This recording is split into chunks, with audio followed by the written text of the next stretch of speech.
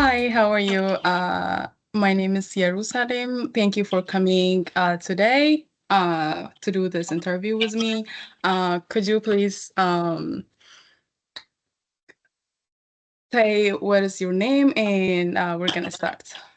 Okay, first of all, thank you for having me. So my name is Sena. Uh, I currently work as the director of admissions at a place called Montgomery Village Nursing and Rehab. It's basically a skilled nursing rehabilitation facility where people for all needs, like let's say a hip fracture, or like they need wound care, or maybe they just need a respite care, they could come over and get the help they deserve. So that's a bit more about me. That's great. Okay, so let me just go ahead and start the questions. Thank you for really coming in this small time amount of time. So number one, I have a question for you. Can you tell me about yourself and your professional background in a very small thing? Gotcha.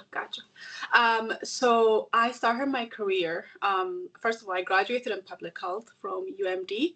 I then went into the nursing home facilities as a concierge, just making it a bit more personal with the patients, having a one-on-one time with them. And then I was promoted to then, of course, the director of admission, where then I am now in charge of bringing the patients in, reading the clinicals, giving tours and such. That's very great. Okay. What motivated you to pursue this career path? A great question. Um, I actually started this career because of a friend of mine that just was like, you seem like you would be a great fit, and it kind of went smoothly. But um, I wanted to get into the nursing home because I knew that my passion was in helping elderly find placements. So Mhm. it was a great fit. So what we do is basically find a home for the elderly, right? Whether it is a long-term care facility, or whether they are looking more of like a short-term care. And so it was always a passion of mine to help. And I just didn't know how I wanted to help, but so this was a great fit, kind of like my passion for the elderly and finding placement for them. So that's kind of what motivated me to just say yes and go forward. And now we're here. That's great. Great to hear it. Okay, so another question is that where do you see yourself professionally in the next 5 years? Gotcha. So right now I'm actually training as an administrator in training. Basically, what that means is that in a year or so, I'm able to actually lead a whole company, right? Be an administrator, make a bit of the decision making, be part of that leadership. So in 5 years, God willing, I'll be seeing myself and leading the companies. Maybe I'll have a group home, basically a group home. So it's a skilled nursing facility, and then a group home is just a step down from that, where we give a one-on-one care for people with disabilities, elderly, and such. So that's kind of where I'm trying to go in 5 years. That's very good to hear. Are there any specific areas of your field that you are interested in exploring further through education or training? Gotcha. So, like I mentioned before, I am interested in the administration side of it. Just, Mm-hmm. just to get a bit of control about like the decision making, right? So for that, I'm pursuing my master's degree in healthcare administration, and just getting more certificate, right? And reading a Mm-hmm. lot, a lot of reading. But so that to answer your question is sure, yes, there's a degree that you could get in healthcare administration that just goes really well with administration and nursing home. That's good. Okay. Uh, Adding to that, what specific education or training prepared you for this career? I would say so. I graduated in public health, and you would think that it has no correlation. But the thing Mm-hmm. is, the courses I took in public health, let's say the anatomy and physiology, that I was like, when am I going to use this? Or the biology classes or the chemistry classes, truly helped me with reading the clinicals, because the medical terminology really is very transferable, right? So Mm-hmm. when I'm reading clinicals, I'm thinking about, okay, this medical terminology means this. Or if a person is maybe on a medication, I'm thinking about like, why are they using that medication? What's the dosage of that medication? How many milligrams? How many days? So that's it's kind of it plays hand in hand, right? So the courses I took really helped me be successful in my career today. That's great. Well, now another question is that how do you ensure your skills and knowledge stay relevant in rapidly changing industry? As we know, like you have to like update yourselves and stuff. So how do you do that? So I do that by reading a lot, right? And it doesn't have to be just reading about exactly about like healthcare. For example, I just finished a book. It's called Unreasonable Hospitality, and it just goes over. It's literally a book about customer service, and it's about a book about what do you call this, like restaurants. How do you become the best, right? Mm-hmm. This could be transferred as a healthcare. Like how do we make healthcare the best, right? How do we make healthcare like patient centered? So Mm-hmm. how do we make it unreasonable? How do we make it so great that people leave the nursing home feeling rejuvenated? How do we make that a passion for all the employees that come into the building, the JNAs that come in, the nursing staff that come in? How do they become unreasonable within their care to reach their full potential every day? Right. So books like that, I come to work and I take those skills and I maybe even do like in service with the staff. We do education every month with our GNAs about customer service because that's a big deal when we come about healthcare. We know that nursing homes are not fully always equipped with staffing. So customer service usually gets the end of the stick, right?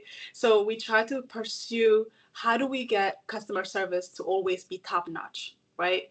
Mm-hmm. So reading books like that, even if it's about restaurants, how do we transfer that to nursing homes? How do we transfer that to healthcare?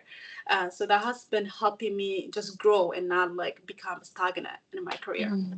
That's really amazing. It's really good to know. Walk me through your typical day in your role at work. Gotcha.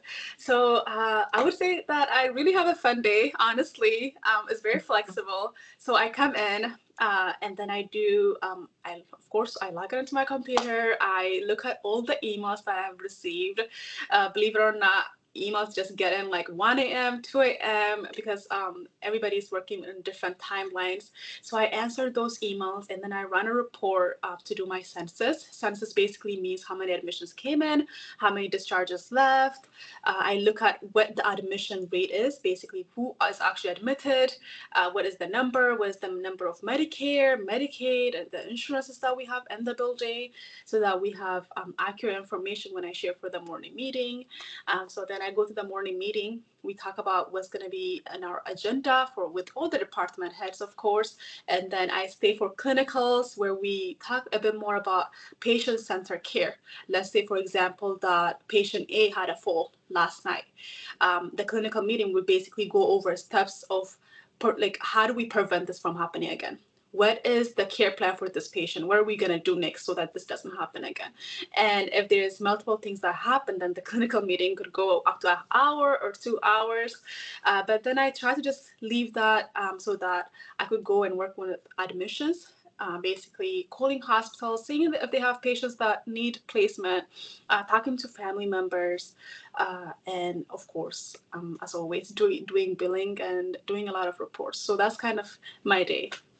Oh, that's amazing. I mean, I like that you love your job and you think that it's a fun thing. That's very important. So another thing is like, what are the primary responsibility for of your position? hmm So, isn't the name right? Director of admission. I have to direct admissions, right? That's the primary thing. If I don't do anything that day, I have to work on admissions, right? So basically, for me, that means that primarily I have to put people in the facility with the needs that they have, and we have to meet those needs, right? Mm-hmm. Things is, for example, we can't do vent patients, right? Because it's just too complex for us. So then I have my primary duty is that I have to find patients that is a good fit for our facility so that when they come in, we're actually able to take care of them and the patient doesn't decline or there's not any complexities that come. Uh, Mm-hmm. so getting patients in as well as getting good patients in that we're able to take care of them. That's great. Another one will be, how do you approach working with colleagues or clients with different communication styles? Yeah, that's always a tricky one, right? So not even not even with colleagues, because colleagues we try to like learn each other every day and just try to maneuver that side of it. But I find it difficult with families because families come in with so much demands and expectations, and they want so much sometimes. And when, for example, I just had a patient last time in a patient's family, so she was taking care of her mom one-on-one, and she was the sole caretaker for her mom, and so that she expected that same thing, right? So she wanted somebody to be there with her mom one-on-one. Mm, Now I get it, we all love it, like that would be amazing, right? To for your mom to have that, just a one person duty, like a private duty. But that's not how it works, and I don't want to be like, we don't offer that, right? So what I suggested to her is that we could never be you, right? And I love, mhm, she's gonna be your mother. We will treat her as our own, and as our own family member, and I will gladly do it. However, if you want the 24/7 attention, then maybe you could come in sometimes, right? Maybe you could sleep over at night, and so that you could feel more comfortable.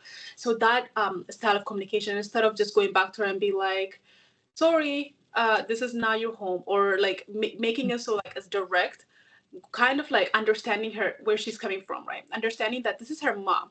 She mhm, like she understands that like this is not her home, of course, but this is her mom, and it's kind of hard to give her mom to people that she doesn't know. uh, so I get that. And it's more of putting yourself in those in their shoes, instead of being kind of saying that that's unreasonable.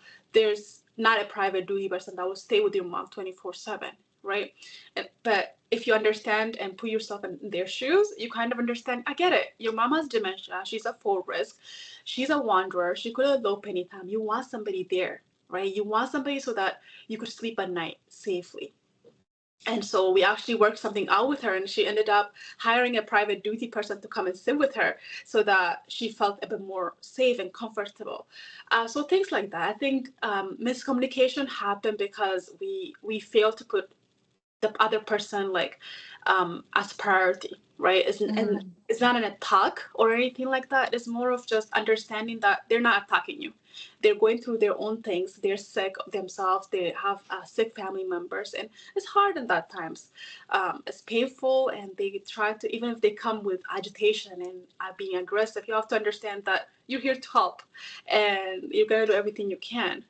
And just take that, but don't take that personally. Don't be offended easily, because you're gonna get shot at sometimes. You're gonna get cursed at us sometimes. So just take a breather. I say, take a breather.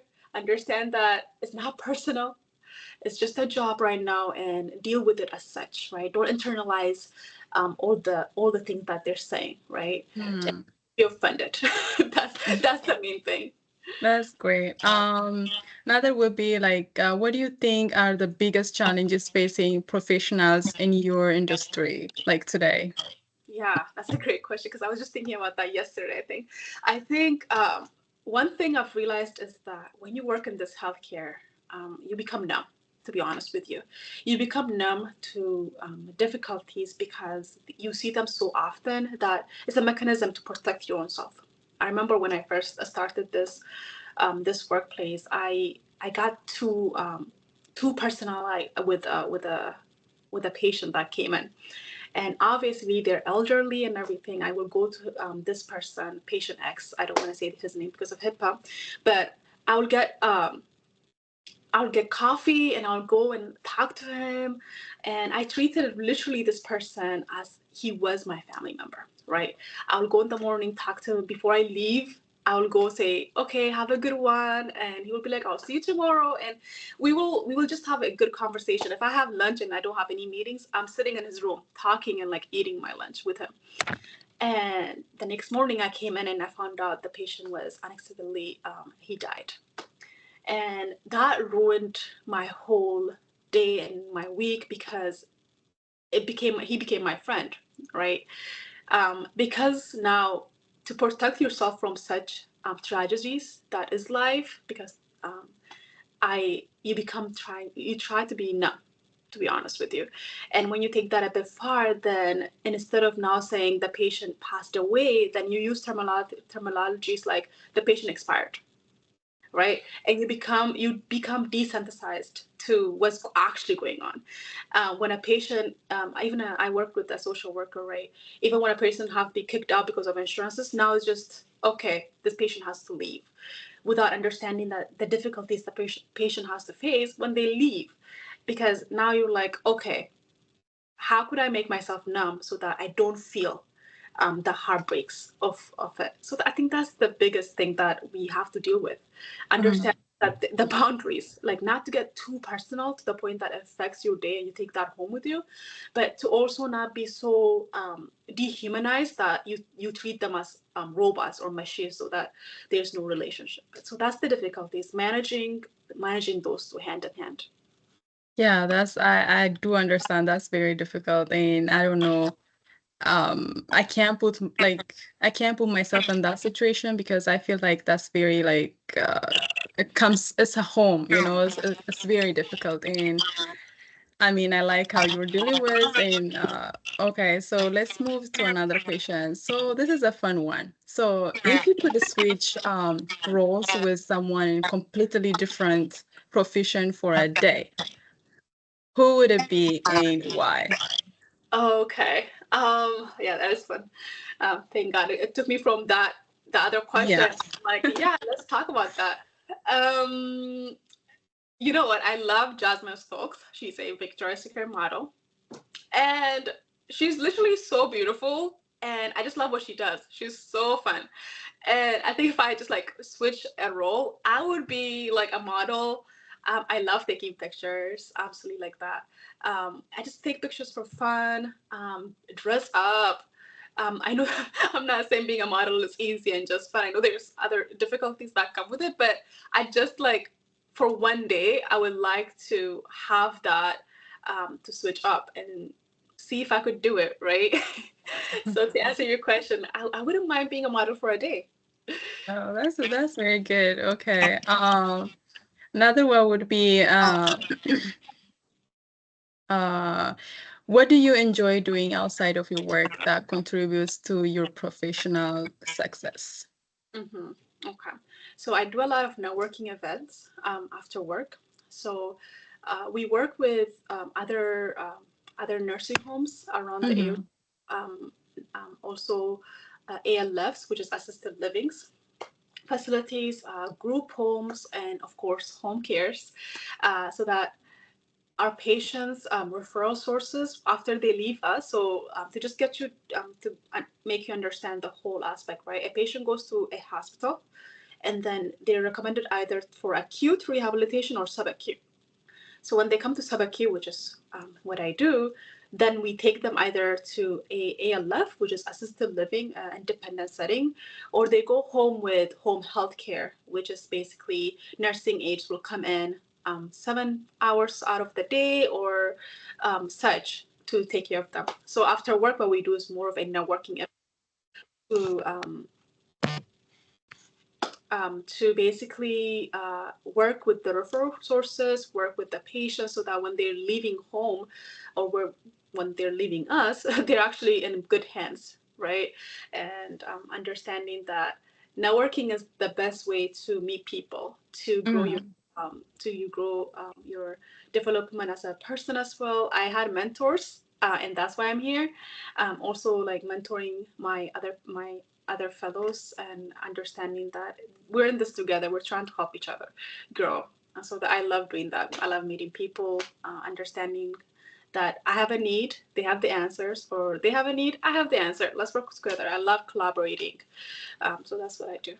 That's great. Another one would be who is a role model in your life and why do you look up to this particular person if you do have? Gotcha. I thought about that because a lot of times people ask me this, and I think I would actually like to say my parents, not to get all emotional and everything, but I think my parents are my role model because they came here with a dream. They really did.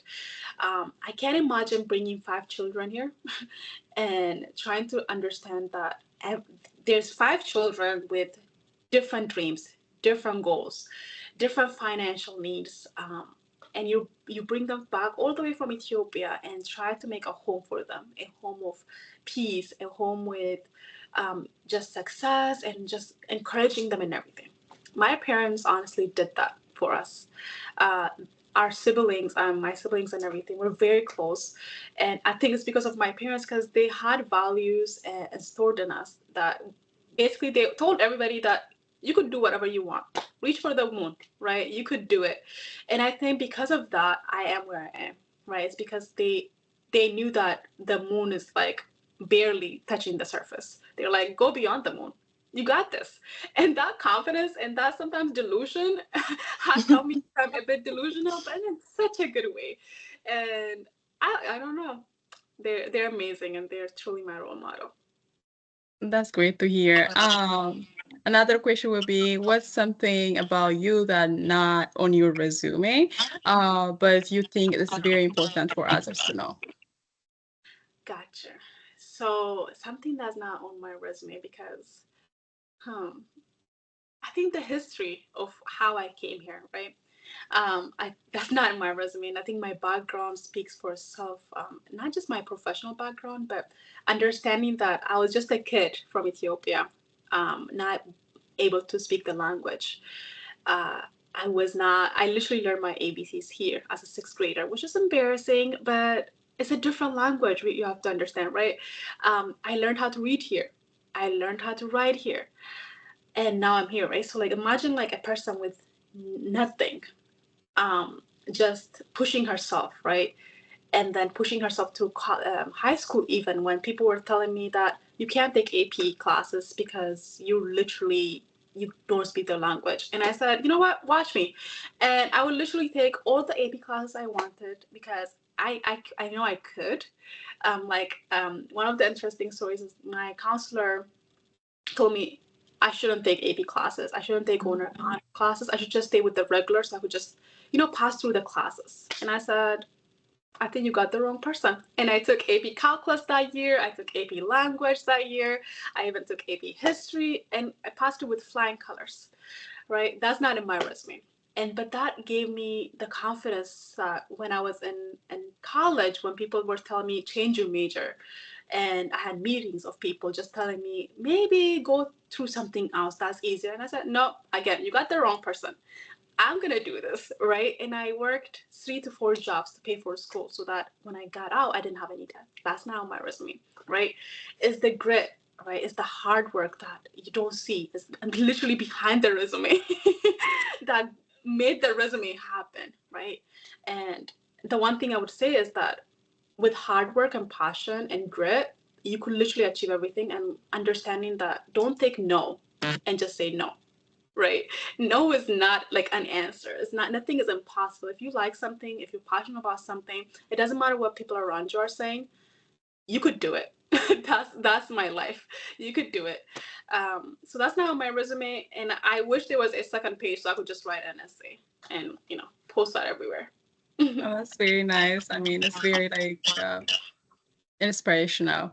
Another question would be, if you could give your younger self one piece of professional advice, what would it be? Mm. I would tell myself, don't be shy. Do not be shy.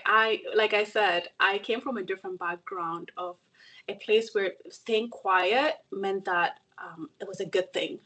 It meant that you're not out of place. It meant that you're in your place, basically. If you're quiet and shy, you're doing good. You're doing amazing. You're not a rule breaker. I say break it. That's what I would say to myself. Break the rules, right? And challenge people. Challenge everything. Challenge the a society that's telling you maybe this is not the profession for you. Maybe you should just do this. Maybe just challenge yourself. Ask yourself the questions. Don't be shy to ask questions. There's no dumb questions, right? There's literally no dumb questions. And I would tell myself that because sometimes I wouldn't raise my hand because I'm like, that's probably a stupid question. Sometimes I'll be reading and I didn't know what the word meant, or I wouldn't know how to pronounce it. And I'll just stay quiet. And I wish, just ask, because I'm sure there's somebody in the class or somebody that didn't know that too. uh, so don't, yeah, to just not be like an introvert or shy and live in that shyness, and just grow. That's very good. Another is that if you could work from anywhere in the world, where would it be and why? mm, where would I work from? I always wanted to go to Italy, and I just love it. I've never been. I'm just thinking it's a magical place. So I don't mind working from Italy or even Ethiopia. It's just beautiful places, right? No, but yeah, I would love to be in a good scenery, work, and then have fun afterwards at the beach or just going out. Good. So thank you. Just for closing a question, one more is like, if you could have any fictional characters as a co-worker, would it be and why? Oh my God, yes. I don't know if you've seen Suits. It's pretty popular on Netflix. Harvey Specter. I think he's a real person, so I don't know what you mean by fictional. He's my person, and I would love to work like with Harvey Specter because he advocates for the people, right? And I would like somebody that advocates for the patients as much as he does. And he's a lawyer; that's his background and everything. I've watched Suits, but yeah, Harvey Specter is just an amazing guy, I think, and I would not mind working with him. That is a great. Sena, thank you again for sitting down and interviewing with me and just like giving me this best things about your work. And I really do appreciate it. And thank you so much. And I hope you have a great day. Thank Thank you. you so much. It's been a pleasure. Have a good one. Bye. Thank you. Bye.